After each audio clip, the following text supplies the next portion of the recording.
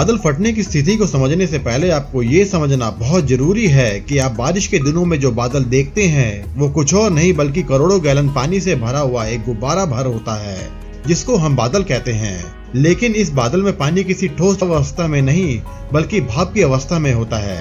बादल फटने की स्थिति में ये भाप रूपी करोड़ों गैलन पानी कुछ ही मिनटों में कुछ 100 मीटर के दायरे में गिर जाता है। वास्तव में जो बारिश पूरे एक दिन में होनी चाहिए थी वो बारिश मात्र 1 मिनट से 10 मिनट के अंदर कुछ 100 मीटर के दायरे में बरस जाती है। ये बारिश अब तक की आपके द्वारा देखी गई किसी भी भयंकर बारिश से बेहद प्रचंड बारिश होती है।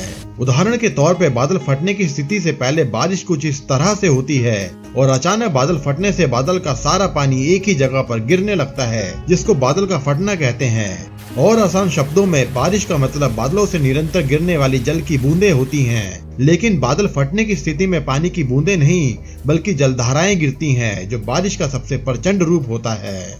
अक्सर बादल फटने की घटनाएं हिमालय के अंदरूनी पहाड़ियों में होती हैं। ये पहाड़ियां अक्सर कटोरी नुमा होती हैं, जिसमें बादल फंस जाते हैं और परत दर परत एक दूसरे के ऊपर जमा होने लगते हैं।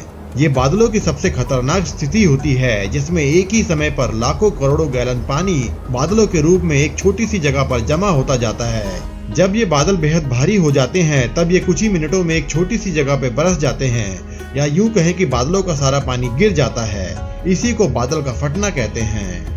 बादल फटने के कारण उस क्षेत्र में अचानक से प्रलयकारी बाढ़ आ जाती है और ये प्रचंड बाढ़ अपने रास्ते में पड़ने वाली हर एक चीज को तहस नहस करती हुई आगे गुजर जाती है, जिसको हम फ्लैश फ्लड यानी अचानक आई बाढ़ कहते हैं।